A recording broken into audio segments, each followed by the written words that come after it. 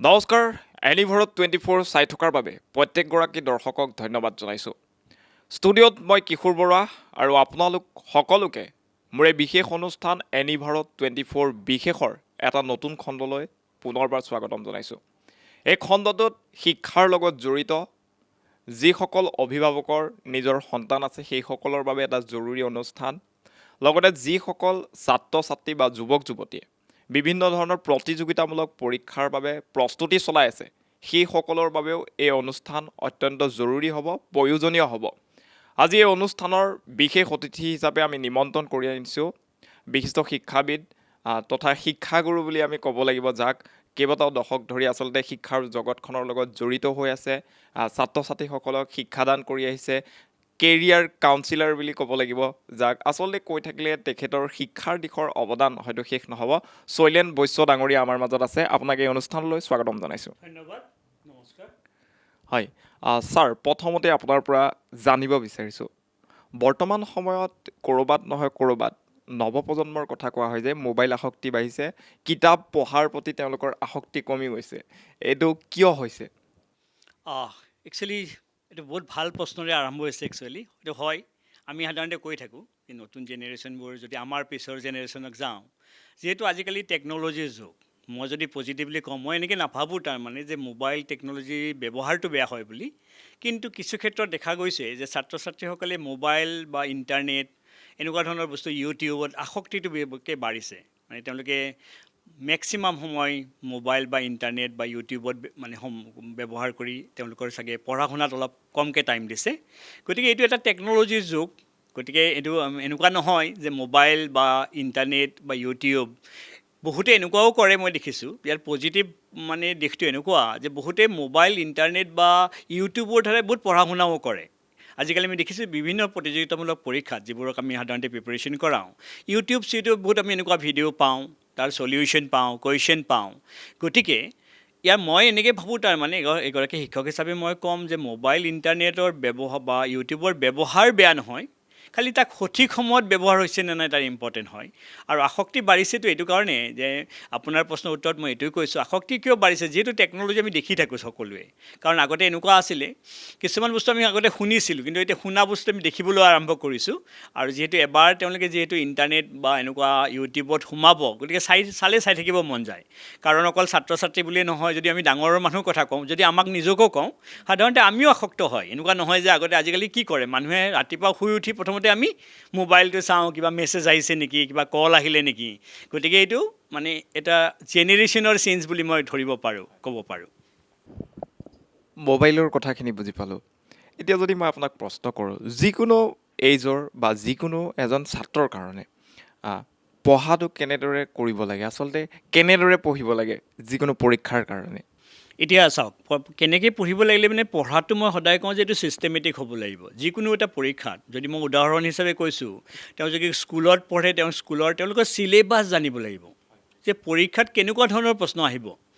কাৰণ এনেকুৱা নহয় যে মই সকলোবোৰ পঢ়িলোঁ, পৰীক্ষাত যাই লিখিব নোৱাৰিলোঁ। কাৰণ আমাৰ ৰিজাল্টহে আমাৰ কিমান পঢ়িছোঁতো ক'বগৈ, যে পৰীক্ষাত মই কিমান নম্বৰ পালোঁ। গতিকে মই এনেকৈ ভাবিম যে তেওঁলোকে যিকোনো এটা পৰীক্ষাত অৱতীৰ্ণ হোৱাৰ আগত তেওঁলোকে তাৰ ছিলেবাছ পুংখানুপুংখভাৱে পঢ়িব লাগে, যে কিখিনি বস্তু পৰীক্ষাত লাগিব, কিখিনি আহিব। আৰু লগতে মই এটা বস্তু সদায় কওঁ যে তেওঁলোকে লিখি পঢ়িব লাগে। যিকোনো বস্তু এটা যেতিয়া আমি পঢ়োঁ, যদি আমি লিখি পঢ়িব পাৰোঁ আৰু লগত বুজি পঢ়িব লাগে। যিকোনো এটা বস্তু বুজি পোৱাটো মই ভাবোঁ যিকোনো পৰীক্ষাৰ কাৰণে বহুতেই গুৰুত্বপূৰ্ণ হয়। যদি আমি বুজি নাপাওঁগৈ, তেতিয়া আমি পাহৰি যোৱা চান্সেছ থাকে। আমি সাধাৰণতে যদি মুখস্থ কৰি থৈ দিওঁ, ওপৰে ছাপ'জ কিবা এটা মই মুখস্থ কৰি থৈ দিলোঁ, সময়ত মই পাহৰি যাম চাগেগৈ।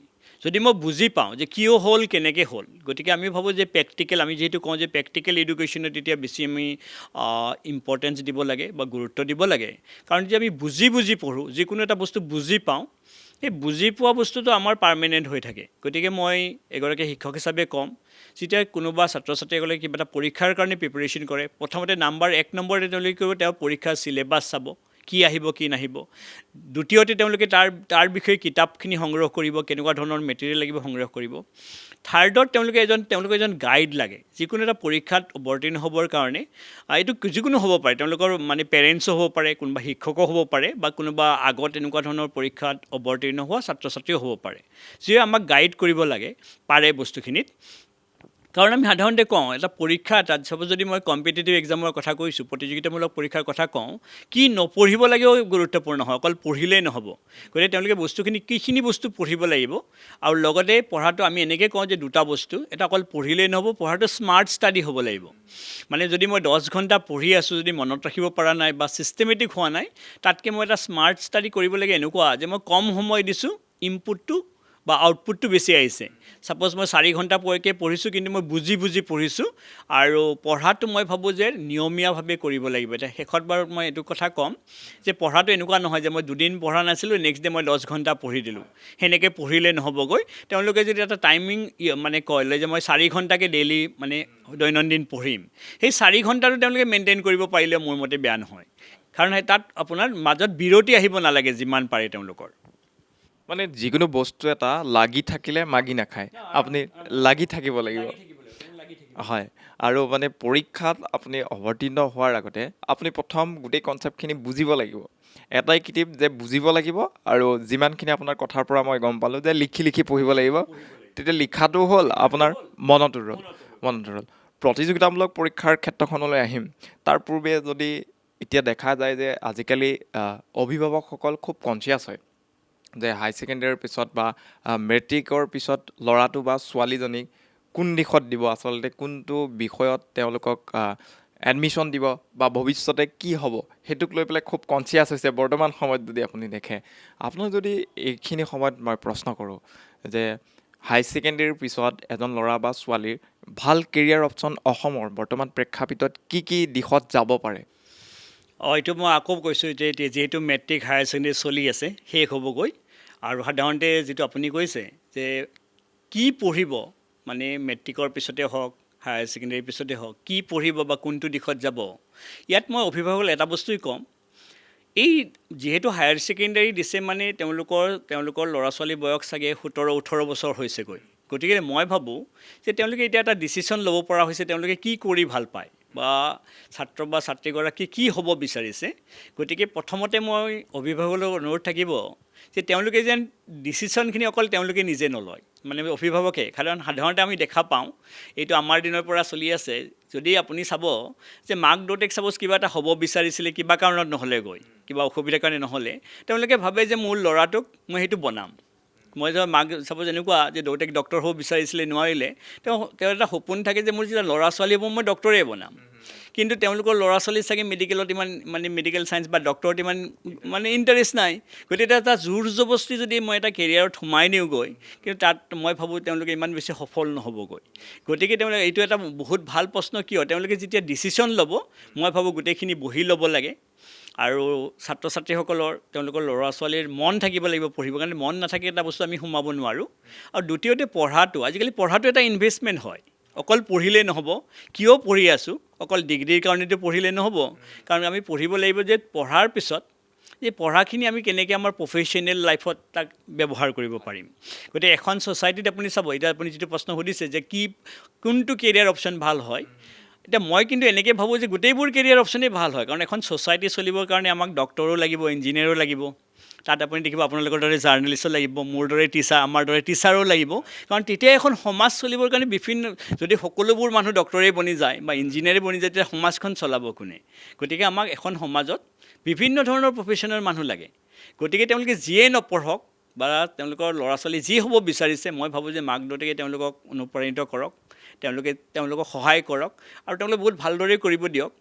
কাৰণ মই সদায় এটা বস্তু কওঁ যে মানুহৰ যেতিয়া আপুনি চাব, আমাৰ যেতিয়া নিচাটো আমাৰ পেচাত পৰিণত কৰিব পাৰোঁগৈ, তেতিয়া চাগে মানুহে তেওঁৰ বস্তুটো লাইফটো অলপ এনজয় কৰিব পাৰে। এনেকুৱা নহয় যে মই উপায় নাই কাৰণে অফিচত গৈ আছোঁ, কৰিব লাগে কাৰণে কৰি আছোঁ। তাতকৈ যদি আমাৰ নিচা, যিটো কৰি মই ভাল পাওঁ, সেইটো যদি মই মোৰ প্ৰফেশ্যনত বা পেচাত পৰিণত কৰিব পাৰিছোঁগৈ, তেতিয়া চাগে তেওঁলোকৰ পিছৰ জীৱনটো অলপ সুখদায়ক হ'ব। গতিকে মই ইয়াৰ উত্তৰত আপোনাক এইটোৱে কৈছোঁ যে অভিভাৱকসকলে তেওঁলোকৰ ল'ৰা ছোৱালীৰ কথা পাতক, আৰু এনেকুৱা কোনো প্ৰফেশ্যন নাই যে এইটো ভাল হয় এইটো বেয়া হয় খালি য'ত যোন প্ৰফেশ্যনে নাযাওক তাত তেওঁলোক কিন্তু এক্সিলেণ্ট হ'ব লাগে যদি কোনোবাই ভাবিছে মই ডক্টৰ হ'ম মানে he should be very good doctor যদি কোনোবা ভাবে যে মই জাৰ্নেলিষ্ট হ'ম বেয়া নহয় খালি তেওঁ জাৰ্নেলিষ্ট অলপ ভাল হ'ব লাগিব মানে তাত এভাৰেষ্টত নাথাকি এভাৰেষ্টৰ ওপৰত থাকিব কোনোবাই যদি ভাবে যে মই এগৰাকী শিক্ষক হ'ম বেয়া নহয় খালি শিক্ষকগৰাকী তেওঁ এইটো ভাল পাব লাগিব বহুত ভাল হ'ব লাগিব যেন তেওঁৰ কিবা তেওঁলোকৰ প্ৰফেশ্যনটো কিবা তেওঁলোকৰ ছ'চাইটিত বা সমাজখনক কিবা অৰিহণা যোগাব পাৰে একদম খুব সুন্দৰ কথা কৈছে আচলতে কামৰ সৰু বৰ নাই আপুনি যিটো কামেই কৰিছে সেইটো কামেই কৰক খালি যিটোৱে কৰিছে সেই কামটো ভালকৈ কৰক আৰু যিটো কাম আপুনি মনৰ পৰা ভাল পায় সেই কামটোৱেই কৰক আৰু যিটো কৰিব 100% তাত দিব লাগিব হয় এইখিনিতে আৰু এটা কথা সুধিব বিচাৰিছোঁ আজিকালি যিসকল ষ্টুডেণ্ট আছে বা অন্যান্য যিসকল য়ং জেনেৰেশ্যনৰ আছে সেইসকলে কিন্তু সৰু সৰু কথাতে ষ্ট্ৰেছ লয় ডিপ্ৰেশ্যন আমি সৰুতে যেতিয়া আছিলোঁ সৰুতে ডিপ্ৰেশ্যন এইখিনি বস্তু এইখিনি শব্দ শুনা নাছিলোঁ কিন্তু আজিকালি সততে যদি আপুনি হাইস্কুলৰ ষ্টুডেণ্ট এজনকো চাই ডিপ্ৰেশ্যন হৈছে পৰীক্ষাক লৈ ডিপ্ৰেশ্যন হয় সেইটোৰ পৰা কেনেকৈ মানসিকভাৱে ষ্টেবল থাকিবা মানসিকভাৱে সুন্দৰ মন এটা লৈ কেনেদৰে পঢ়িব পাৰি এতিয়া চাওক ডিপ্ৰেশ্যন হয় এইটো কথা হয় এতিয়া ডিপ্ৰেশ্যনটো আমি দেখিছোঁ এইটো স্কুলতে আৰম্ভ হৈছে কাৰণ এতিয়া কি হৈছে এটা বস্তু আপোনালোকে চাব যে আমাৰ যদি আমি মানে আমাৰ দিনৰ কথা কওঁ তাত ইমান মানে মানুহৰ ইমান এক্সপেক্টেশ্যন নাছিলেগৈ ছাপ'জ এনেকুৱা মই উদাহৰণ হিচাপে কৈছোঁ যে পৰীক্ষাত 90% পাব লাগিব এতিয়া মাক দেউতাকে কয় যে 90% পৰীক্ষাত পাব লাগিব সি যদি কিবাকৈ 80% পাই গ'ল মাক দেউতাকে তাৰ গালি খাব মাক দেউতাকৰ যদি মেডিকেলতে ছিট পোৱা নাই কৰিবি কি এতিয়া মাক দেউতাকে কয় যে তই মেডিকেলত ছিট পাব যিটো অলপ আগতে মই কৈছিলোঁ যদি কিবা কাৰণত মেডিকেলত ছিট নাপালেগৈ তেতিয়া মাক দেউতাক সন্তুষ্ট নহয় তেওঁলোকে গম পাব যে গালি খাব লাগিব ঘৰত কাৰণ এতিয়া কি হৈছে ধৰক মানে পৃথিৱীখন যেতিয়া আগুৱাই গৈছে আমাৰ মানে লাইফবোৰো বহুত ফাষ্ট হৈ গৈছে আৰু মানুহৰ টাৰ্গেটবোৰ বেছি হৈছে কাৰণ আপুনি চাওক যেতিয়া আমাৰ দিনত ইমান এটা হেৰি নাছিলে যে পঢ়িছোঁ গৈ আছোঁ মাক দেউতাকেও ছাপৰ্ট কৰিছে ইমান এটা ধৰক মানুহৰ এতিয়া মই এনেকৈ ভাবোঁ যে যেতিয়া এক্সপেক্টেশ্যন আপোনাৰ বাঢ়ি যাব যিকোনো বস্তুত তেতিয়া অট'মেটিকেলি আমাৰ ষ্ট্ৰেছটো অহা চান্সেছটো বাঢ়ে আৰু এতিয়া মই দেখিছোঁ যিহেতু আপোনালোকে চাওক যদি আমি উদাহৰণ হিচাপে কওঁ ছাত্ৰ ছাত্ৰী এগৰাকীৰে স্কুলীয়া দিনৰ পৰা তেওঁলোকৰ যিবোৰ হোমৱৰ্ক আহে হোমৱৰ্কখিনি কমপ্লিট কৰিব লাগিবগৈ নেক্সট ডে টেষ্ট দিব লাগিব ক্লাছ টেষ্ট দিব লাগিবগৈ প্ৰেজেণ্টেশ্যন বনাব লাগিবগৈ গোটেই কি হয় যে গোটেই বস্তুখিনি এটা ট্ৰেছৰ মাজতে তেওঁলোক থাকে পৰীক্ষা আহিবগৈ অলপ দিনৰ মূৰে মূৰে পৰীক্ষা আহিছে আৰু কি হৈছে আপোনাৰ দেখিব যে গোটেইবোৰে বহুত বহুত ভাল মাৰ্কছ পাইছে যেতিয়া মাৰ্কছখিনি অলপ কমিব কাৰণ আমাৰ এতিয়াও আমাৰ সমাজত দেখিব যে আপোনাৰ মানে মানুহৰ নলেজতকৈ জ্ঞানক এতিয়াও আমি প্ৰাধান্য দি আছোঁ যে কিমান পাৰ্চেণ্ট পৰীক্ষাত পালেগৈ গতিকে আপোনাৰ এনেকুৱাও বহুত আছে যে অকল পৰীক্ষাত পাছ কৰিছে বহুত ভাল মাৰ্কছ পাইছে তেওঁলোকে কিন্তু পৃথিৱীত কি হৈছে নাজানেগৈ কিন্তু মই ভাবোঁ যে এগৰাকী শিক্ষক হিচাপে সেই মানে পঢ়া শুনাখিনি ইমান এটা তেওঁলোকক কাম নিদিব পিছত গৈ কিন্তু এতিয়াও এনেকুৱা চলি আছে গতিকে ষ্ট্ৰেছফুল লাইফটো হয় তাৰ কাৰণে মই ভাবোঁ যে মানুহবোৰে আমি তেওঁৰ মাক দেউতাকে হওক বা সমাজখনেই হওক আমাৰ দৰে শিক্ষকে তেওঁলোকৰ লাইফটো অলপ চিম্পলি ল'ব লাগিব যিমানে আমি সহজ সৰল কৰিব পাৰিম বহুত বেছি এক্সপেক্টেশ্যন মানুহৰ লাইফত থাকিব নালাগে এইটো ষ্ট্ৰেছ কৰে একচুৱেলি যদি মই ভাবোঁ কাৰণ ফুলফিল কৰিব নোৱাৰিলেতো প্ৰব্লেম হ'ব লগতে মই সদায় এটা কথা কওঁ আমাৰ কম্পিটিশ্যন আমি নিজে হয় আমি বেলেগৰ লগত কম্পিটিশ্যন কৰিব নালাগে মই যদি বেলেগৰ লগত কম্পিটিশ্যন কৰিব যাওঁ সাধাৰণতে আমি দেখিছোঁ আমাৰ কম্পিটিশ্যনটো সদায় বেলেগৰ লগত হয় যিকোনো বস্তুতে চাওক যে কোনোবাই 97% পালে কোনোবাই 90% পালে তাতে কম্পিটিশ্যন হ'ল আমাৰ প্ৰফেশ্যনেল লাইফত আমি দেখিছোঁ যে মোৰ ওচৰৰ ঘৰ এখন মোতকৈ ডাঙৰ গাড়ী কিনিলে সেইটোও মোৰ কম্পিটিশ্যন যে ইমান ডাঙৰ গাড়ীখন কিনিলে মই কিনিব পৰা নাই চ' এই কম্পিটিশ্যনটো মই ভাবোঁ যে আমি সুখী হ'বৰ কাৰণে বা ষ্ট্ৰেছ নল'বৰ কাৰণে যদি আমাৰ মানে কম্পিটিশ্যনখিনি আমাৰ নিজৰ মাজতে থাকে এটা নিজৰ টাৰ্গেট থাকে আমি যদি বেলেগক অনুসৰণ নকৰোঁ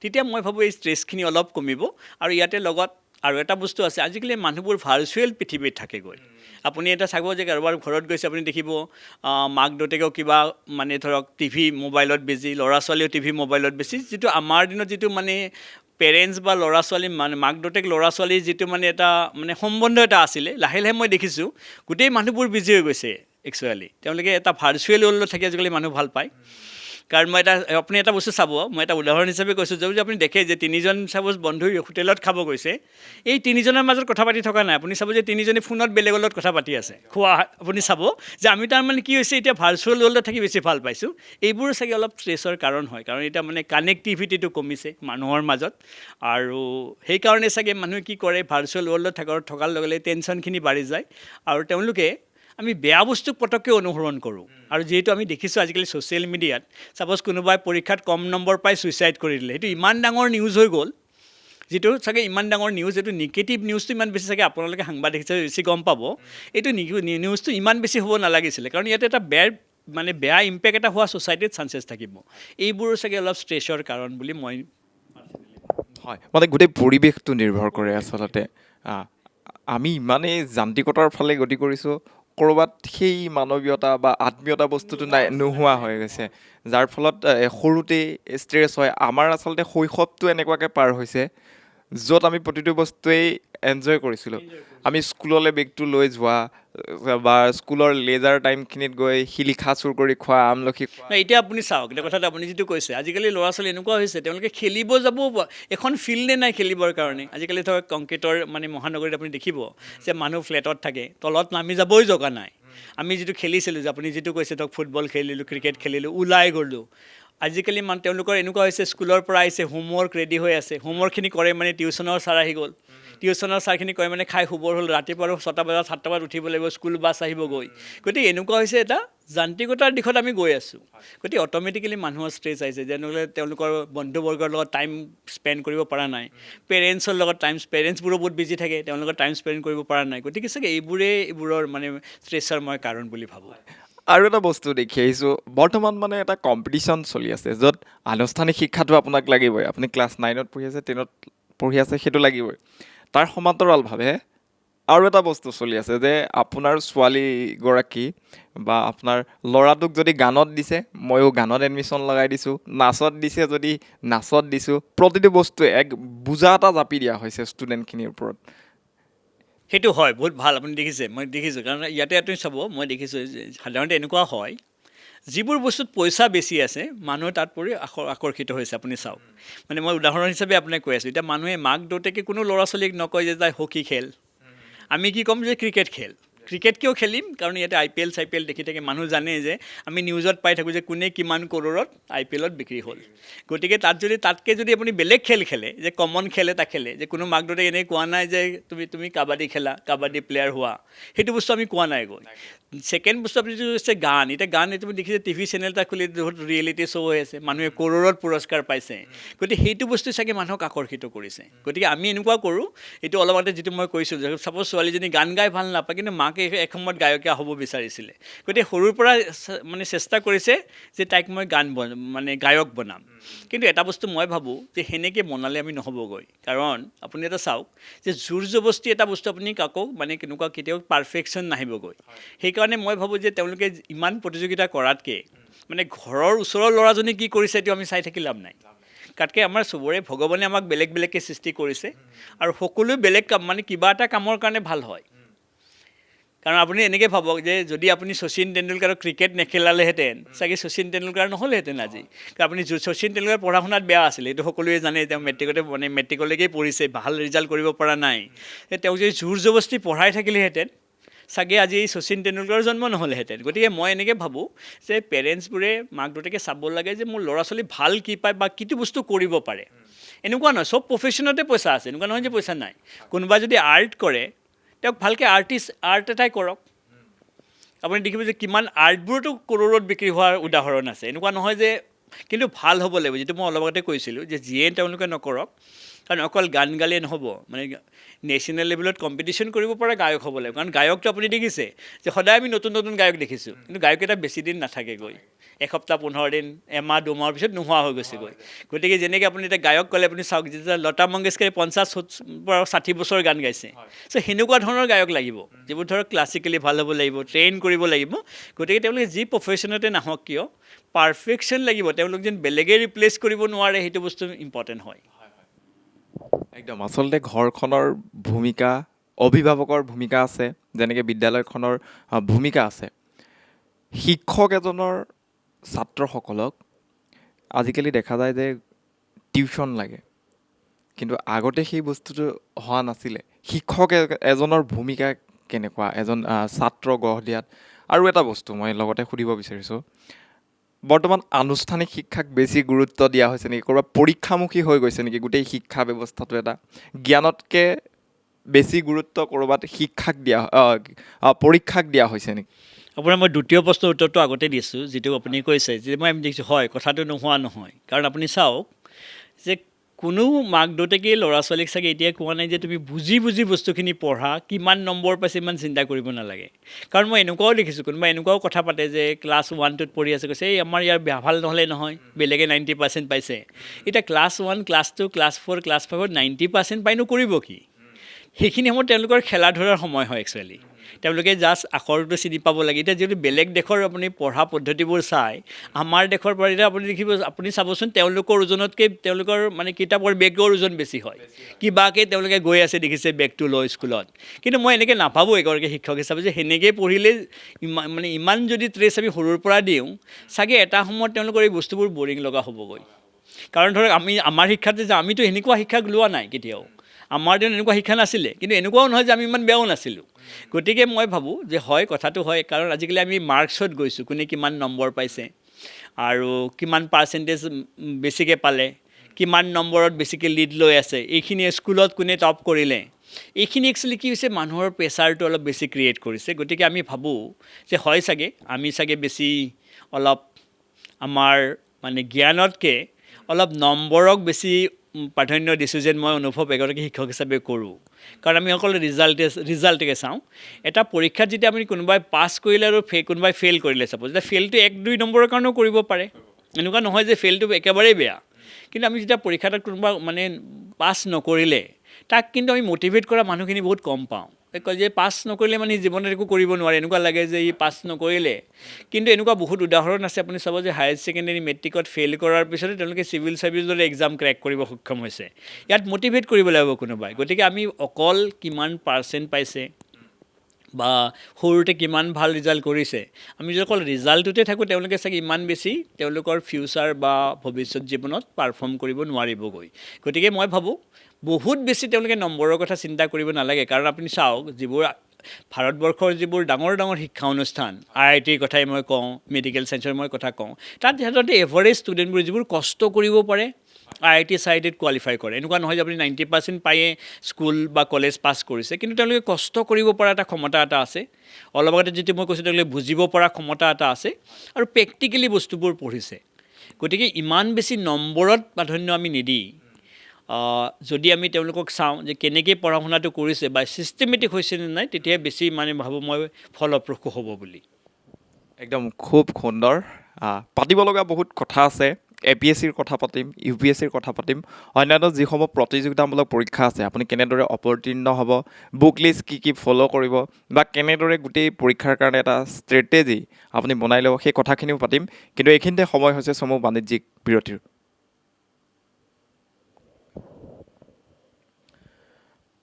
বিৰতিৰ পাছত পুনৰ স্বাগতম জনাইছোঁ এনিভাৰত 24 বিশেষলৈ। আজি ষ্টুডিঅ'ত এজন বিশেষ ব্যক্তি আছে, যিগৰাকী ব্যক্তিয়ে শিক্ষাৰ জগতখনত অসমৰ বহু অৱদান আগবঢ়াই গৈছে।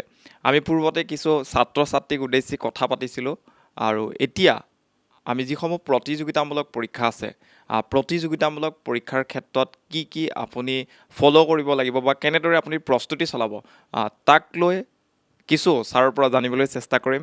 প্ৰথমতে আপোনাক সুধিব বিচাৰিছোঁ, APSC বা UPSC পঢ়িবৰ কাৰণে বা APSC UPSC দিবৰ কাৰণে খুব চোকা হ'ব লাগিব নেকি এজন ষ্টুডেণ্ট? সাধাৰণতে দেখা যায় যে তাক লৈ খুব ভয় এটা আছে অসমৰ বিশেষকৈ ছাত্ৰ ছাত্ৰীসকলৰ মাজত। খুব চোকা হ'ব লাগিব নেকি?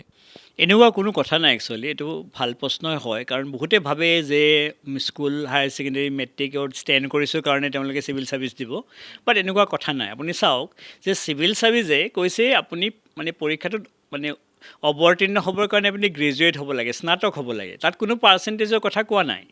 মানে এনেকুৱা যে UPSC দিব লাগিলে আপুনি 60% পাব লাগিব, গ্ৰেজুৱেশ্যনৰ কথা কোৱা নাই। এতিয়া কৈছে আপুনি স্নাতক হ'ব লাগে।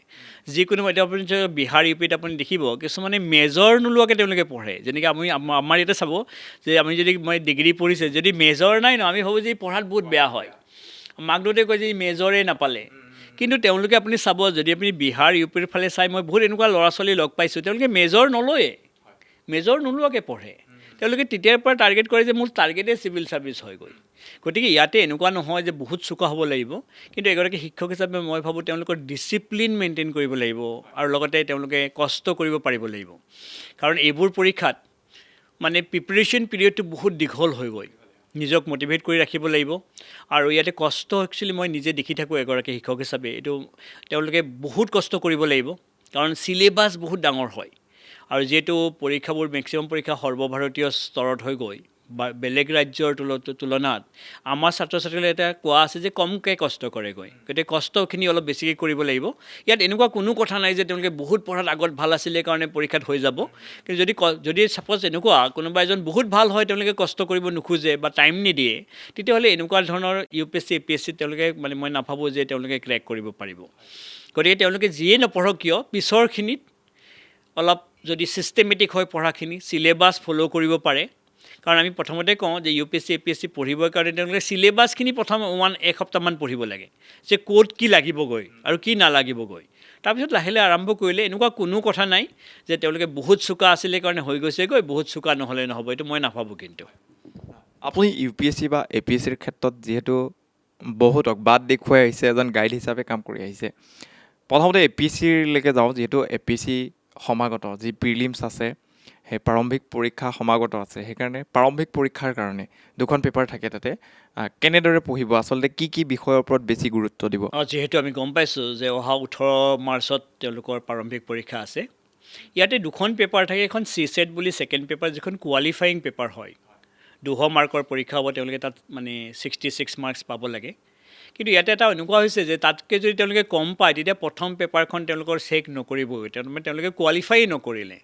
গতিকে মই প্ৰথমতে কওঁ তাত মেথছ, ৰিজনিং আৰু মানে এপ্টিটিউড, ৰিজনিং আৰু ইংলিছৰ পৰ্চন আহিবগৈ। গতিকে যিবোৰ মানে পৰীক্ষাৰ্থী আছে, বহুতে এনেকৈ ভাবে যে মই ইংলিছখিনি কৰিম, ৰিজনিংখিনি কৰিম, মেথছখিনি নকৰিম। বহুতে ভাবে যে মই ইংলিছটো নাজানো, মই মেথছ আৰু ৰিজনিং কৰিম। কিন্তু মই এগৰাকী শিক্ষক হিচাপে কওঁ তিনিওটা পৰ্চন তেওঁলোকে সমানেই ট্ৰাই কৰিব লাগিব। কেতিয়াবা এনেকুৱা হয়, ছাপ'জ মোৰ ইংলিছটো ষ্ট্ৰং পইণ্ট হয়, তাত গৈ মই দেখিছোঁ যে ইংলিছটো বহুত টান আহি গ'ল, মই নোৱাৰিলোঁ। গতিকে তেওঁলোকে কি কৰিব লাগে যে তিনিটা পৰ্চনৰে, যিহেতু 80টা কুৱেশ্যনছ আহিব, 80টা কুৱেশ্যন আহিব, তাতে যদি আমি এৰাউণ্ড 27টা কুৱেশ্যন কৰিব পাৰোঁ, আমি পাছ কৰি আছোঁ। তাতকৈ তেওঁলোকে এৰাউণ্ড মই ভাবোঁ যে 40টামান প্ৰশ্ন তেওঁলোকে টাৰ্গেট কৰিব। যিহেতু নিগেটিভ মাৰ্কিং আছে, তাৰ একুৰেচি আহিব লাগিব। আজিকালি APSC UPSC চবতে নিগেটিভ মাৰ্কিং আছে, গতিকে তেওঁলোকে একুৰেচি মেইনটেইন কৰিব লাগিব। আৰু CSET পেপাৰখনত তেওঁলোকে বহুত মানে গুৰুত্ব দিব। বহুতে এনেকুৱা ভাবে যে এইখন কোৱালিফাইং হয়, কোৱালিফাই কৰি যাম, পিছত কি হয় তেওঁলোকৰ GSৰ পেপাৰটো তেওঁলোকে বহুত মাৰ্কছ পায়গৈ, কিন্তু তেওঁলোকৰ চেক নকৰে কাৰণ তেওঁলোকে CSET পেপাৰখন কোৱালিফাই কৰিব নোৱাৰে। গতিকে তেওঁলোকে CSETৰ কাৰণে বহুত ভালদৰে মানে প্ৰিপেৰেশ্যনটো কৰক। আৰু পঢ়াৰ লগতে তেওঁলোকে কিছুমান মক টেষ্টবোৰত অৱতীৰ্ণ হ'ব লাগে, যিবোৰ বিভিন্ন ধৰণৰ ইনষ্টিটিউটবোৰে মক টেষ্ট অৰ্গেনাইজ কৰে, সেইবোৰ আমিও কৰোঁ। সেইবোৰৰ লগত তেওঁলোকে তেতিয়া গম পাব যে তেওঁলোকৰ পঢ়াখিনি তেওঁলোকৰ ৰাইট ডাইৰেকশ্যনত আছেনে নাই। এতিয়া যদি মই GS পেপাৰত আহোঁ, GS পেপাৰখন আমি জানো 100টা প্ৰশ্ন আহিব, তাতো নিগেটিভ মাৰ্কিং আছে। ইয়াতে সকলো ছাবজেক্ট আহেগৈ, কিন্তু বেছি প্ৰাধান্য দিছে অসমৰ ওপৰত, কাৰেণ্ট এফেয়াৰ্ছৰ ওপৰত, পলিটিৰ ওপৰত, হিষ্ট্ৰীৰ ওপৰত। গতিকে তেওঁলোকে ছাত্ৰ ছাত্ৰীসকলে অসমখিনি বহুত ভালদৰে পঢ়ক। লগতে তেওঁলোকে কাৰেণ্ট এফেয়াৰ্ছ যোৱা এবছৰৰ তেওঁলোকে কাৰেণ্ট এফেয়াৰ্ছ পঢ়িব লাগিব। তেওঁলোকে অসম বুৰঞ্জী পঢ়িব লাগিব, লগতে ভাৰত বুৰঞ্জী পঢ়িব লাগিব, ইণ্ডিয়ান হিষ্ট্ৰী পঢ়িব লাগিব, অলপ ৱৰ্ল্ড হিষ্ট্ৰী এটা দুটা কুৱেশ্যন আহিব পাৰে। লগতে তেওঁলোকে পলিটিখিনি বহুত ভালদৰে পঢ়ক, বিশেষকৈ ইণ্ডিয়ান পলিটিখিনি বহুত ভালদৰে তেওঁলোকে পঢ়ক। আৰু তেওঁলোকে চেষ্টা কৰিব লাগে, যিহেতু আজিকালি পেপাৰবোৰ ষ্টেটমেণ্ট বেছ হয় আৰু UPSC টাইপৰ হৈছে, কাট অফবোৰ কময়, কাট অফবোৰ ইমান ওপৰত নাযায়গৈ। গতিকে যদি যোৱা দুটা বছৰ আমি যিটো ট্ৰেণ্ড দেখিছোঁ, পেপাৰবোৰত জেনেৰেলি ষ্টেটমেণ্ট টাইপৰ কুৱেশ্যন আহে, গতিকে তেওঁলোকে ষ্টেটমেণ্টখিনি বহুত ভালদৰে পঢ়ি কৰিব লাগে। আৰু নিগেটিভটো তেওঁলোকে মিনিমাইজ কৰিব লাগে যিমান, কাৰণ তেওঁলোকে যিটো শুদ্ধ কৰিব, ভুল হোৱা যিখিনি নম্বৰ পাবগৈ, ভুলখিনি তাৰ পৰা মানে ডিডাক্ট হৈ যাব, কাটি দিব। গতিকে নিগেটিভ মাৰ্ক যিমানেই তেওঁলোকে নকৰিব, তেওঁলোকৰ চান্সেছটো বাঢ়ি যাব। গতিকে তেওঁলোকে MCQ প্ৰেক্টিছ কৰক, যিহেতু টাইম কম আছে। আজিৰ পৰা মই ধৰিছোঁ প্ৰায় 14-15 দিন আছেগৈ।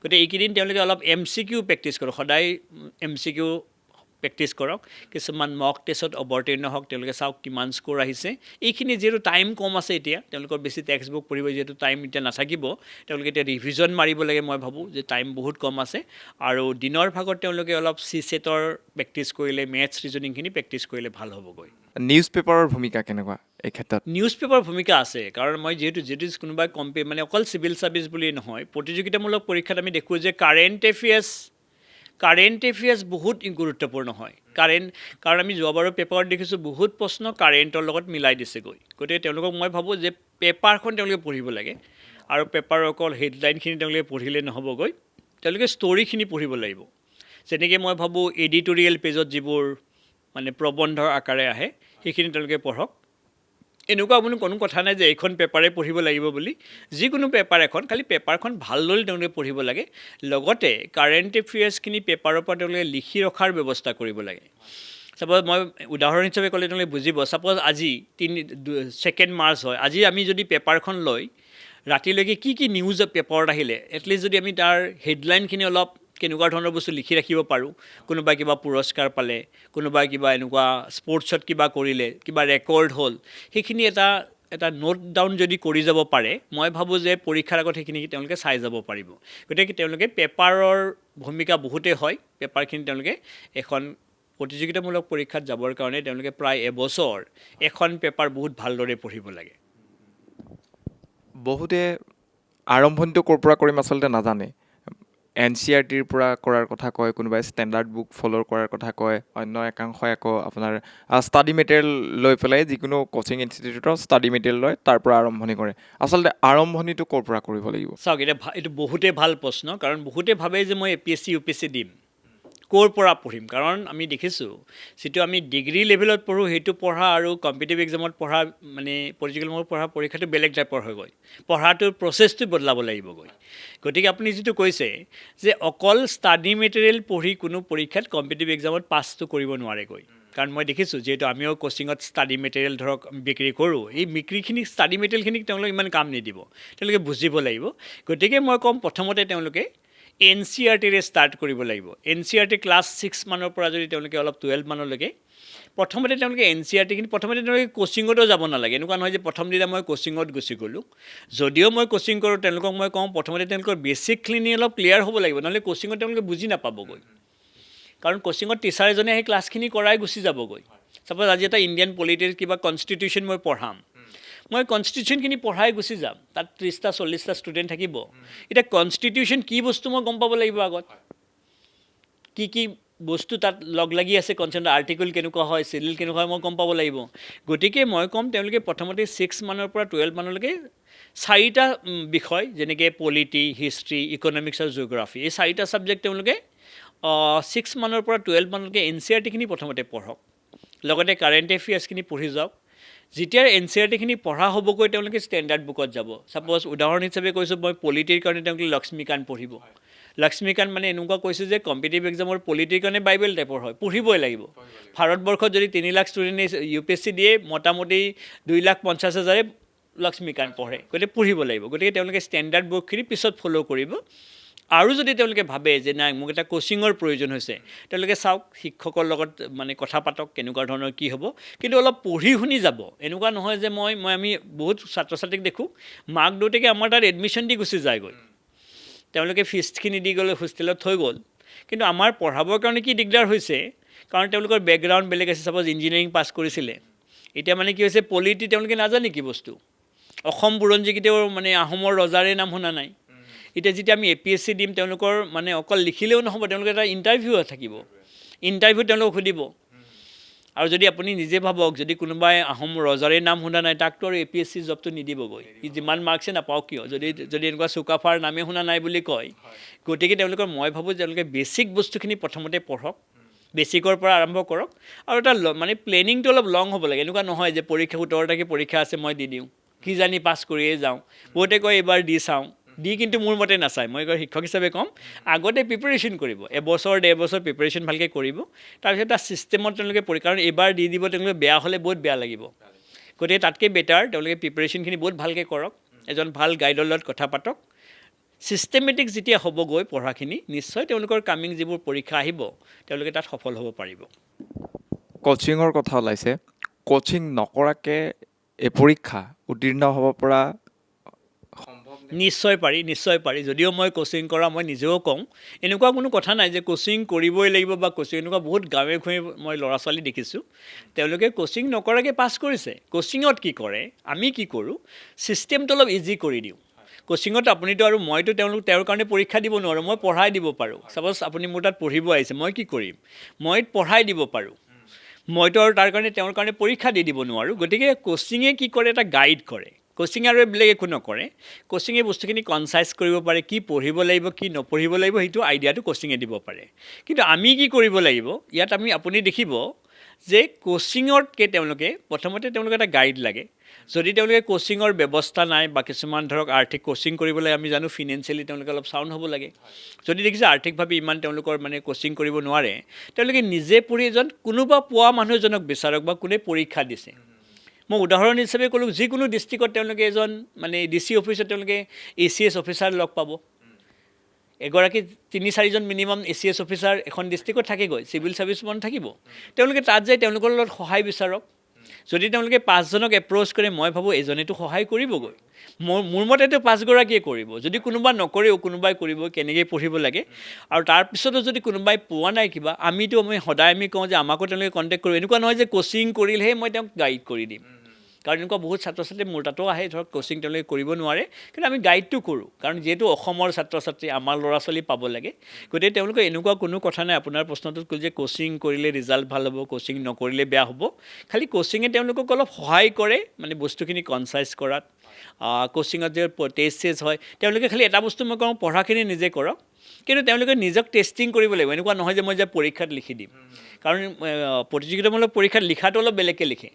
বহুতে কি কৰে, পঢ়াটো নিজে কৰে, তেওঁলোকে লিখাটো কাকো নেদেখাগৈ পিছত যায়। কাৰণ আমি জানো যে যেতিয়া আমি ইউনিভাৰ্চিটি কলেজত আছিলোঁ, আমি 100 মাৰ্ক 3 ঘণ্টাত লিখিছিলোঁ, তাকো শেষ নহৈছিলেগৈ।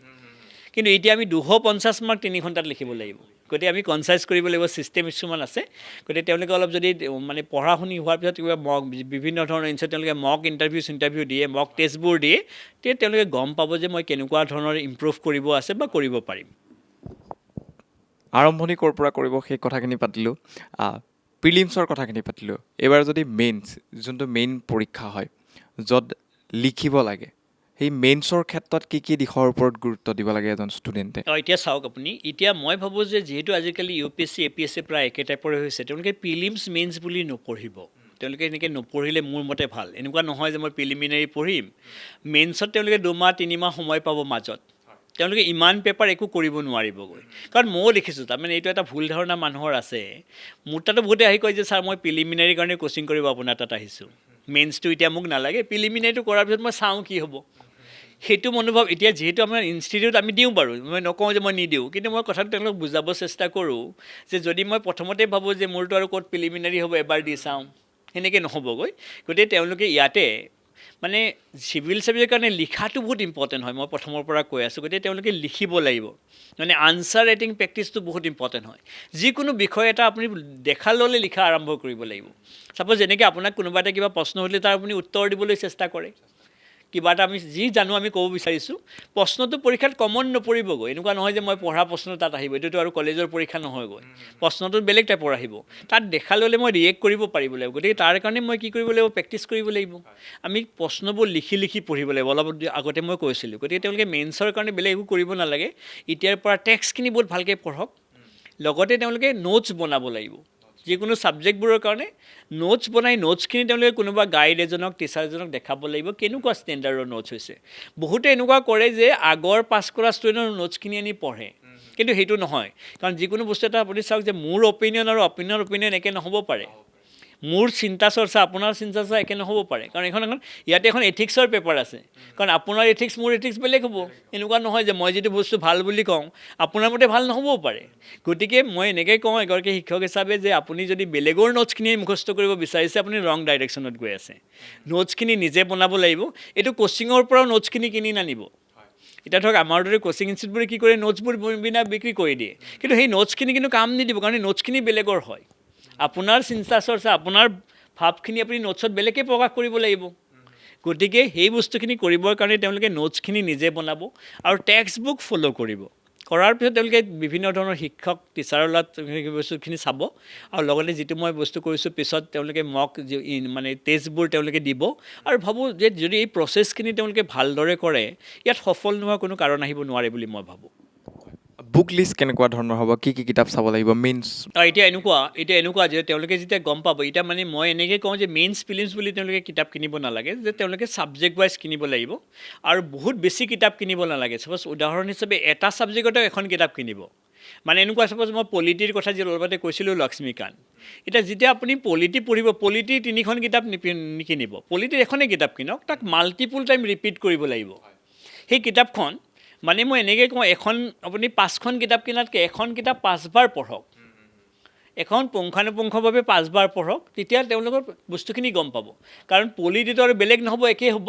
তেওঁলোকে অসমৰ কিতাপ কিনিব লাগিব অসমৰ কাৰণে কিতাপ কিনক তাৰপিছত তেওঁলোকে অসম বুৰঞ্জীৰ কিতাপ আছে এইটো এনেকুৱা নহয় যে কোনখন কিতাপ ভাল হয় কোনখন কিতাপ বেয়া হয় কিতাপখিনি প্ৰায় একেই হয় তেওঁলোকে বুজিব লাগিব প্ৰতিযোগিতামূলক পৰীক্ষাৰ কথাখিনি চলি আছে আচলতে কি কিতাপ পঢ়িব লাগিব সেই কথাখিনি যদি অলপ কৈ দিয়ে বুক লিষ্টটো মানে মেইনলি কেনেকুৱা ধৰণৰ হ'ব লাগিব গুৰুত্বপূৰ্ণ হয় কাৰণ আমি প্ৰতিযোগিতামূলক পৰীক্ষাৰ কাৰণে বিষয় হিচাপত কিতাপ পঢ়িব লাগিব আৰু মই এগৰাকী মানে মেণ্টৰ হিচাপে কওঁ তেওঁলোকে এটা বিষয়ৰ এখনেই কিতাপ কিনক ছাপ'জ উদাহৰণ হিচাপে কৈছোঁ যদি পলিটি তেওঁলোকে লক্ষ্মীকান্ত যদি পলিটিৰ কাৰণে কিনিছে ইণ্ডিয়ান পলিটি তাতে কভাৰ হৈ যাব বহুত ছাত্ৰ ছাত্ৰীসকলক মই দেখোঁ তেওঁলোকে 3খন 4খন কিতাপ কিনি পঢ়ে গতিকে মই কিন্তু ক'ম এগৰাকী মেণ্টৰ হিচাপে এখন কিতাপেই কিনক তাক 3-4বাৰ মাল্টিপুল টাইম ৰিপিট কৰক কিতাপখন সেইখন কিতাপকে 2-3-4বাৰকৈ পঢ়ক লগত তেওঁলোকে অসম হিষ্ট্ৰীৰ কাৰণে কিতাপ পঢ়িব লাগিব অসমৰ কিতাপ পঢ়িব লাগিব অসমৰ যিহেতু APSCৰ কাৰণে মই কৈছোঁ 30-35% মানে প্ৰশ্ন অসমৰ কাৰণে আহে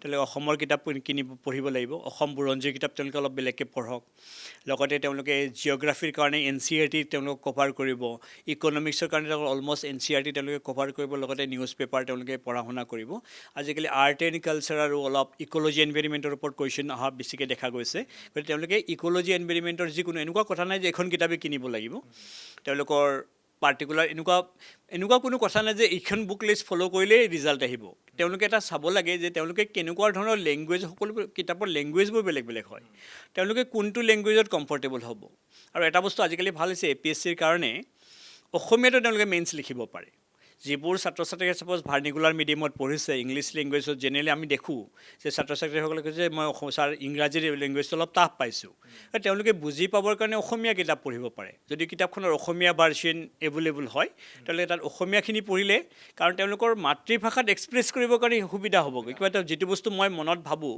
সেইটো যদি মই মাতৃভাষাত ক'ব বিচাৰোঁ চাগে মোৰ কাৰণে অলপ ইজি হ'ব কেনেকৈ মই এক্সপ্লেইন কৰিম গতিকে তেওঁলোকে আজিকালি ছিষ্টেম আহিছে তেওঁলোকে অসমীয়াতো দিব পাৰিব কাৰণ কিতাপখিনি তেওঁলোকে এনেকুৱা নহয় যে বেলেগক ফ'ল' নকৰিব যে মই এইখন কিতাপ পঢ়ি পাইছে কাৰণ কিতাপৰ কিছুমানৰ লেংগুৱেজ কিছুমান টান থাকে কিছুমানৰ লেংগুৱেজটো ইজি লেংগুৱেজ একদম কমন লেংগুৱেজত তেওঁলোকে বুজাই দিয়ে গতিকে তেওঁলোকে সেইখিনি বস্তু কিতাপখন চাই ডিচাইড কৰিব যে কোনখিনি কিতাপ মই কেনেকৈ পঢ়িম খালি মই এইটো বস্তু কওঁ কিন্তু NCERT যিটো অলপতে আমি কৈছিলোঁ NCERT তেওঁলোকে পঢ়িব লাগিব এইটো মেণ্ডেটৰী হয় NCERTৰ পিছত তেওঁলোকে বিভিন্ন ধৰণৰ টেক্সট বুক এখন টেক্সট বুকত যাবগৈ ইণ্টাৰভিউক লৈ পেলাই এটা বদনাম আছে যে ইণ্টাৰভিউত এনেকুৱা ধৰণৰ কিছুমান প্ৰশ্ন সোধা হয় যিবিলাকৰ উত্তৰ দিবলৈ হয়তো অলপ কঠিন হয় ইণ্টাৰভিউৰ ক্ষেত্ৰত এইটো সঁচানে আৰু ইণ্টাৰভিউৰ কাৰণে নিজকে এজন কেণ্ডিডেটে কেনেদৰে প্ৰিপেয়াৰ কৰে চাওক প্ৰথম কথা এনেকুৱা আপুনি যিটো কৈছে হয় কথাটো হয় কাৰণ ইণ্টাৰভিউ এনেকুৱা নহয় বহুতে ভাবে যে তেওঁলোকৰ প্ৰিলিমিনাৰী মেইনছতো তেওঁলোকৰ নলেজ অলৰেডি টেষ্টেড তেওঁলোকে নলেজ আছে সেইকাৰণে মেইনছ ক্লিয়াৰ কৰি গ'ল এতিয়া আপোনাক নলেজৰ কথা নুসুধেগৈ সেইটো হৈছে ইণ্টাৰভিউ বহুতে কি ভাবে যে মোক কিতাপৰ পৰা প্ৰশ্ন সুধিব কিতাপৰ পৰা প্ৰশ্ন নুসুধে তেওঁলোকক সমাজৰ লগত ৰিলেটেড ছ'চাইটিৰ লগত ৰিলেটেড বস্তু সুধিব অবজাৰভেশ্যনৰ ওপৰত প্ৰশ্ন সুধিব আৰু কেতিয়াবা তেওঁলোকক চাই যে তেওঁলোকৰ পৰিস্থিতি তেওঁলোকে কেনেকৈ চম্ভালিব পাৰে যেনেকৈ এইবাৰ উদাহৰণ হিচাপে আমাৰ ষ্টুডেণ্ট এজনক এবাৰ সুধিছিলে যে পঁইতাচোৰা আমি কিয় মাৰোঁ তুমিতো তাক সুধিছে পঁইতাচোৰা দেখিলেতো তুমি মাৰা সি ক'লে মাৰোঁ ছাৰ এই পঁইতাচোৰা মাৰা কিয় কিবাটো কাৰণ লাগিব পঁইতাচোৰা দেখিলেই যে তুমি মাৰি দিয়া ছাপ'জ এতিয়া এইটো কথা সেইটো প্ৰশ্নৰ উত্তৰ কিতাপত নাই গৈ এইটো অবজাৰভেশ্যন লাগিব তেওঁলোকক গতিকে তেওঁলোকে যেতিয়া মানে ইণ্টাৰভিউৰ কাৰণে প্ৰিপেৰেশ্যন কৰিব প্ৰথমতে তেওঁলোকে মই ক'ম মেণ্টৰ হিচাপে প্ৰেজেণ্টেবল হ'ব লাগিব তেওঁলোকে ভয় নাখাব লাগিব যিকোনো বস্তুকে যিকোনো কুৱেশ্যন সুধিলে ইয়াতে এনেকুৱা নহয় যে মই উত্তৰটো দিব নোৱাৰিলে মোক বহুত কম মাৰ্কছ দিব উত্তৰ দিলেই মোক বহুত মাৰ্কছ দিব কাৰণ মই এনেকুৱাও দেখিছোঁ কোনোবাই 10টা প্ৰশ্নৰ 3টা উত্তৰ দিছে, কোনোবাই 10টাৰ 7টা উত্তৰ দিছে, মাৰ্কছ একেই পাইছে, এনেকুৱা কোনো কথা নাই। কিন্তু উত্তৰটো কেনেকুৱা ধৰণে দিছে, কিমান কনফিডেণ্টলি দিব পাৰিছে, কাৰণ ইণ্টাৰভিউ দিবৰ কাৰণে তেওঁলোকে মই প্ৰথম কথা তেওঁলোকক কওঁ যে তেওঁলোকক ভাষাৰ জ্ঞান থাকিব লাগিব। যদি অসমীয়াত সুধিছে তেওঁলোকে ভালকৈ অসমীয়াত ক'ব লাগিব, যদি ইংৰাজীত কওঁ মই ভাৰত ইংৰাজীত ক'ব লাগিব, যিমান পাৰোঁ মিক্স নকৰিব পাৰিলে ভাল হয়। কাৰণ আজিকালি আপুনি দেখিছে সাধাৰণতে মই ভাবোঁ, মই কথা কৈ থাকিলে অসমীয়া আৰু ইংৰাজী দুটাই ওলাই থাকে। যিমানে আমি যেতিয়া আমি এটা ইণ্টাৰভিউত যাম, তাত তেওঁলোকে যদি অসমীয়াত কয়, মই ভাবোঁ যে তেওঁলোকে অসমীয়াত ক'ব পাৰিলে ভাল। যিহেতু আজিকালি APSC ইণ্টাৰভিউবোৰ 90% অসমীয়াতে হয়, কাৰণ তেওঁলোকক বিভিন্ন ধৰণৰ ডিষ্ট্ৰিক্টত পষ্টিং কৰাব, ৰিম'টেৰে গাঁৱৰ মানুহ তেওঁলোকক লগ কৰিব আহিব। তাত যদি যাই যে মই বহুত বেছি ইংলিছ কৈ দিওঁ, তেওঁলোকে ইমান ভাল নাপাব চাগে। গতিকে তেওঁলোকে সেইখিনি বস্তু ইণ্টাৰভিউসমূহত চায়। তেওঁলোকে যিটো লেংগুৱেজ সুধিছে, লগত তেওঁলোকক ইংৰাজীটো সুধিব, তেওঁলোকে ইংৰাজী ক'ব পাৰে। এটা চিভিল ছাৰ্ভিচ অফিচাৰে ইংৰাজী ক'ব পাৰিব লাগিব। তেওঁলোকে ধৰক এটা কাইলৈ চিফ ইলেকশ্যন কমিশ্যনাৰ আহিব অসমত, তেওঁ কথা পাতিব পাৰিব লাগিব। গতিকে তেওঁলোকৰ মই প্ৰথমতে ক'ম তেওঁলোকৰ ভাষাৰ জ্ঞান লাগিব। ছেকেণ্ড, তেওঁলোকে অলপ প্ৰেজেণ্টেবল কৰক, আৰু যিকোনো পৰিস্থিতি চম্ভালিব লাগিব। তেওঁলোকে যদি এটা প্ৰশ্ন ক'লে তেওঁলোকৰ যদি ভয় লাগে নহ'বগৈ, সেই ভয় ভাৱটো তেওঁলোকে গুচাব লাগিব। আৰু যিটো আপুনি কৈছে কেনেকৈ প্ৰিপেৰেশ্যন কৰিব ইণ্টাৰভিউৰ কাৰণে, ইণ্টাৰভিউৰ প্ৰিপেৰেশ্যন এটা মানে এনেকুৱা পিৰিয়ডত কৰিব নোৱাৰে, মই এমাহ কৰিম 15 দিন কৰিম। যেনেকৈ আমি আমাৰ ষ্টুডেণ্টবোৰক কওঁ যে 15 দিন তোমালোকৰ ইণ্টাৰভিউৰ মানে ট্ৰেইনিং হ'ব, পঢ়াই দিম, এইটো কেতিয়াও সম্ভৱ নহয়গৈ। ইণ্টাৰভিউ হৈছে যোৱা আপোনাৰ ছাপ'জ আপুনি এতিয়া 25 বছৰত পাইছে, যোৱা 25 বছৰ যি দেখিলে যি কৰিলে সেইটো ইণ্টাৰভিউ হয়। যে যোৱা 25 বছৰ, কাৰণ মানুহৰ এটা স্বভাৱ বিহেভিয়াৰটো বদলিব নোৱাৰে, বুজি পাইছেনে কথাটো? কাৰণ কথা পাতি থাকোঁতে ওলাই আহিব মই কেনেকুৱা হয়। আপোনাৰ লগত যদি মই 15 মিনিট 20 মিনিট কথা পাতোঁ, আপুনি গম পাব, কাৰণ কিমান দেৰি মইনো এক্টিং কৰি থাকিম। গতিকে মই ভাবোঁ যে তেওঁলোকৰ ইণ্টাৰভিউ যেতিয়া প্ৰিপেৰেশ্যন কৰিব, সেইটো অলৰেডি তেওঁলোকৰ হৈ আছে প্ৰিপেৰেশ্যন। মই কেনেকুৱা হয়, কাৰণ তেওঁলোকে মোক জানিব বিচাৰিছে মই কেনেকুৱা হয়, বা বস্তুবোৰ মই কেনেকৈ এনালাইচিছ কৰোঁ, বা ছ'চাইটিৰ কথা। মই ইয়াত এটা বস্তু তেওঁলোকে সোধে যে ছ'চাইটিৰ প্ৰতি, তোমাৰ সমাজৰ প্ৰতি তুমি কিমান মানে দায়বদ্ধ হয়, কিমান সমাজৰ কথা তুমি কিমান চিন্তা কৰিব পাৰা। যিটো অলপ আগতে মই কৈ আছিলোঁ, এনেকুৱা বহুত ছাত্ৰ ছাত্ৰী থাকে যে পঢ়াত বহুত ভাল হয়, কিন্তু তেওঁলোকৰ সমাজৰ লগত কোনো কানেকশ্যন নাই।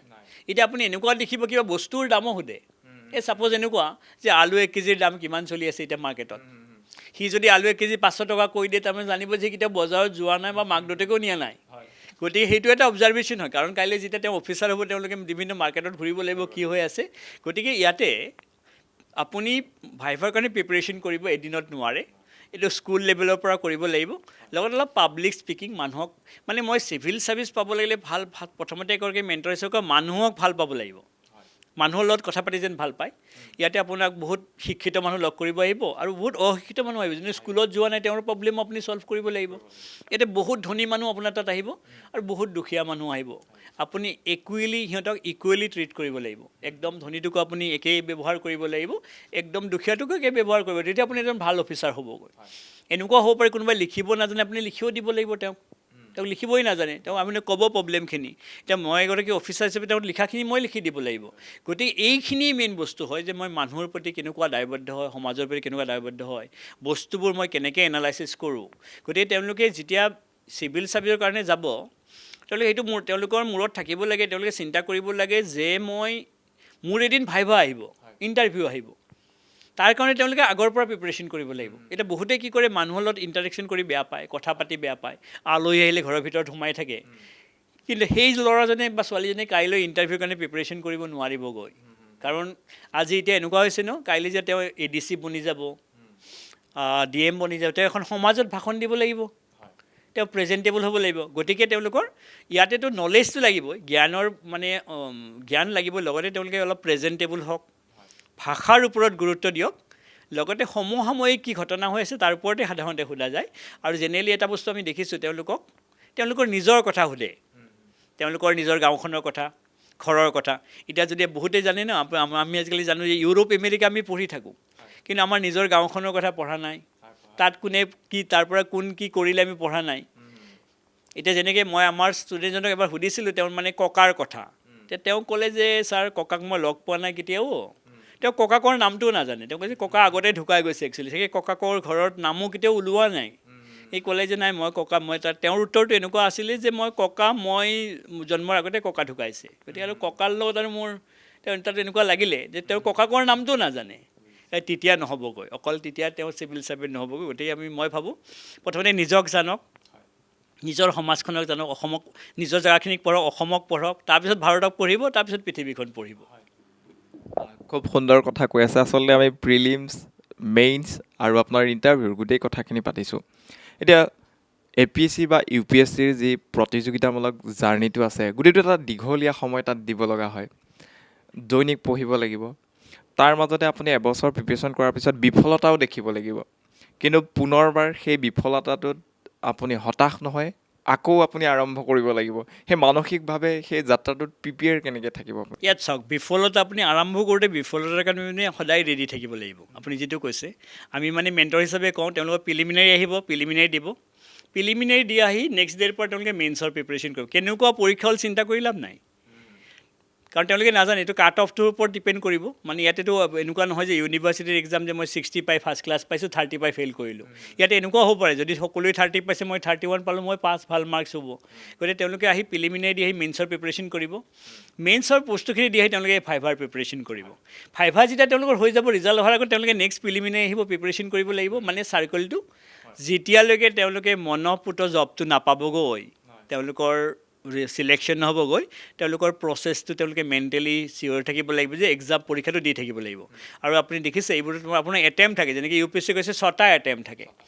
এতিয়া 6টা এটেম্প দিলে কিয়? তাৰমানে পৰীক্ষাটো ইমান ইজিও নহয় যে আপুনি দিয়াৰ লগে লগে লাগি যাব। কাৰোবাৰ গৈছে, কোনোবাই প্ৰথম এটেম্পত পাইছে, আমি কওঁ যে ফাৰ্ষ্ট এটেম্পটো বেষ্ট এটেম্প হয়, কিন্তু দি থাকিব লাগিব। কাৰণ তেওঁলোকে মেণ্টেলি, আৰু লগতে ইয়াতে কি হয় যে বন্ধুবৰ্গ বা তেওঁলোকৰ পৰিয়ালৰ সমৰ্থন লাগিব, এনেকুৱা নহয়। মানে এতিয়া চাওক, আপুনি যে APSCৰ কথা যদি কওঁ, মই 70,000 পৰীক্ষা দি এতিয়া 300টাই পাবগৈ। তাৰ মানে কি হৈছে, 70,000 প্ৰায় 70,000 ফেইল কৰিলে, পাছ কৰিলেতো এটা বোনাছ টাইপৰ হ'ব। গতিকে আমি যোনে বেয়া হ'ল তাক যে আমি ডিম'টিভেট নকৰোঁ, ফেইল কৰিলে বুলি নকওঁ, এইটো ধৰ মেট্ৰিক পৰীক্ষা নহয় ন, ফেইল কৰিব, 1-2 মাৰ্কৰ কাৰণে নাপাব পাৰে। তাক ক'ব লাগে যে তোমাৰ প্ৰচেষ্টাটো চলি থাকক। মানে প্ৰথমতে মই এইটো কথা কওঁ যে তেওঁলোকে যে চিভিল ছাৰ্ভিচ দিম বুলি ভাবিছে, এইটো এটা তেওঁলোকৰ সাহস হয়। এটা কম ল'ৰা ছোৱালী চিভিল ছাৰ্ভিচ দিব যায়।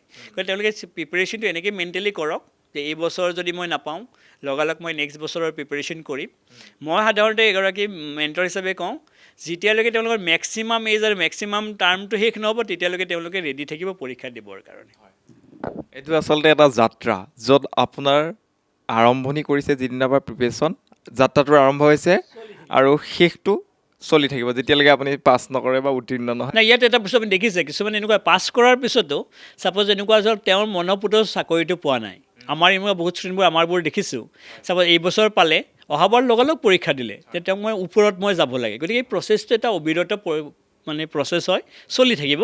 কাৰণ তেওঁলোকে এটা মানে তেওঁলোকৰ এটা আইডিয়া লাগে যে মই কি হ'ম, মই কি হ'ব বিচাৰিছোঁ, কোনটো পষ্ট মোক লাগে। আৰু যোনদিনালৈকে তেওঁ সেই পষ্টটো নাপাব, মই ভাবোঁ তেওঁৰ প্ৰিপেৰেশ্যনটো চলি থাকক।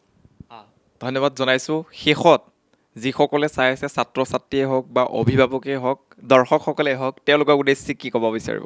শেষত মই কৈছোঁ, তেওঁলোক পজিটিভ হৈ থাকক যিকোনো বস্তুত, তেওঁলোকে কেতিয়াও নিগেটিভ নহ'ব। ছাপ'জ এনেকুৱা, মানে মই প্ৰথমতে অভিভাৱকক কৈছোঁ যে ছাপ'জ ল'ৰাটোৰ পৰীক্ষা বেয়া হ'ল, তাক বেয়া হ'ল কাৰণে গালিখিনি নাপাৰিব কিয় বেয়া কৰিলে বুলি। তাক মাতি আনি সুধিব বেয়াখিনি কেনেকৈ কি হ'ল, বেয়া কিয় হ'ল এনালাইচিছ কৰিব চেষ্টা কৰক। আৰু তাকো কওক, ছাত্ৰসকলক মই কৈছোঁ যে এইবাৰ বেয়া হ'ল মোৰ, বেয়াটো কিমান হৈ গ'লটো বেছি চিন্তা কৰি থাকি লাভ নাই, কিয় বেয়া হ'ল, ক'ত ক'ত বেয়া হ'ল সেইখিনি বস্তু বিচাৰি ওলাওক, আৰু অহা বছৰৰ কাৰণে সেইখিনি কাৰেকশ্যন কৰক। গতিকে মই ভাবোঁ আমি পজিটিভ হৈ থাকিব লাগিব। আৰু ইয়াতে প্ৰিপেৰেশ্যনৰ সময়ত যিহেতু ডিপ্ৰেশ্যন আহে, কাৰোবাৰ হৈ যায়, লগৰ মানে এনেকুৱা ফ্ৰেণ্ডজনৰ হৈ গৈছে, মোৰ নহ'ল, এনেকুৱা বহুত আহিব। গতিকে তেওঁলোকে যেন পজিটিভ হৈ প্ৰিপেৰেশ্যন কৰে, সদায় হ'ব বুলি চিন্তা কৰে, মানে ইনচাইডৰ পৰা আহিব লাগে। মই এটা ভাবোঁ তেওঁলোকে মানে বিহেভ টু চিভিল ছাৰ্ভেণ্ট টাইপৰ হ'ব লাগে যেতিয়া প্ৰিপেৰেশ্যন আৰম্ভ কৰিব, যে মই বেলেগে পাৰিছে মই কিয় নোৱাৰিম, কাৰোবাৰ লগত এবছৰ লাগিছে মোৰ 2 বছৰ লাগিব। ইয়াত মানে পজিটিভনেছটো থাকিব লাগিব। গতিকে মই পেৰেণ্টছকো কওঁ, লগতে ছাত্ৰ ছাত্ৰীসকলে কৈছোঁ যিবোৰে অৱতীৰ্ণ হ'ব, তেওঁলোকে বহুত পজিটিভ হৈ থাকক। আৰু ইয়াৰ যেতিয়ালৈকে বয়স আছে, এনেকুৱা নহয় যে মই 30 years হ'ল, মই নাপাম নেকি, নোৱাৰিম নেকি। যেতিয়ালৈকে তেওঁলোকৰ বয়স আছে, তেওঁলোকে ট্ৰাই কৰক। আৰু এটা বস্তু মই কওঁ, ছাপ'জ তেওঁলোকে নাপালে কি হ'ব, পঢ়াখিনি ক'ত যাব, নলেজখিনি, আমাৰ জ্ঞানখিনি আমাৰ লগত থাকিব, ভৱিষ্যতে বেলেগ কামত আমি ব্যৱহাৰ কৰিব পাৰিম। গতিকে মই এইটোৱে শেষত কৈছোঁ, তেওঁলোকে বহুত পজিটিভ হৈ থাকক আৰু এটা ছিষ্টেমেটিক মানে পঢ়া শুনা কৰক।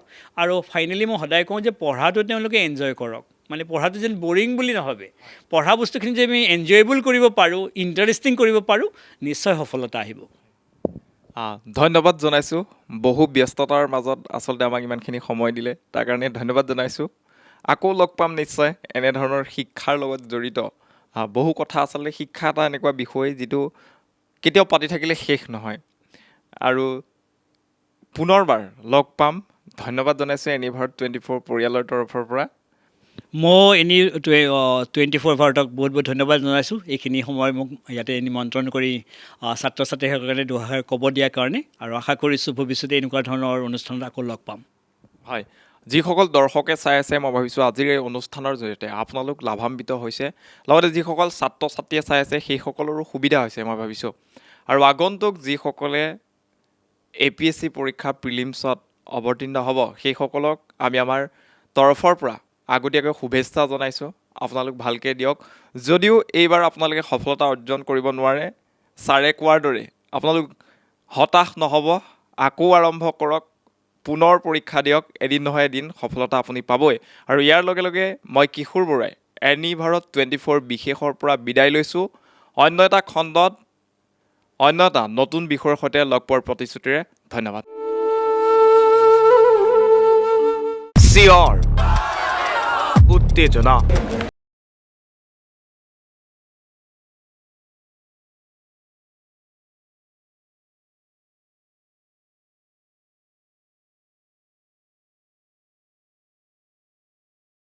কিন্তু এতিয়াৰে পৰা হ'ব নৱ উন্মেষণ আমি নিৰপেক্ষতাৰে জিলিকিম সম্পূৰ্ণ শুদ্ধ আৰু সততাৰে প্ৰকাশিম আমি অসমক জিলিকাম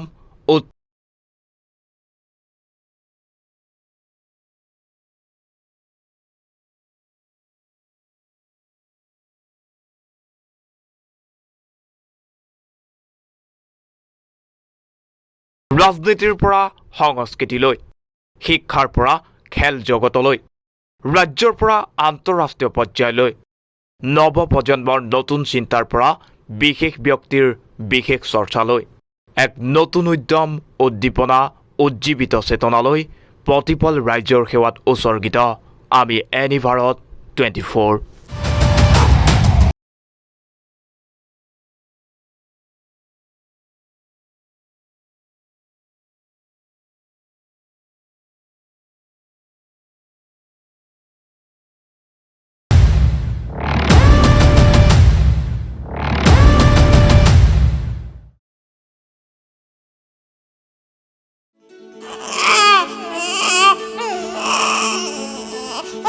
অভিনন্দন আপোনাৰ এজনী ছোৱালী জন্ম হৈছে